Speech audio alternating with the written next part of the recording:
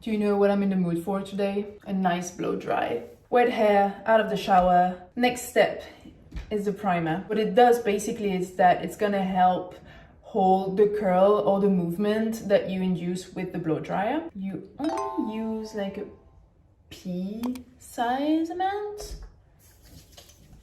Warm it up between your hands and then kind of run it through my ends.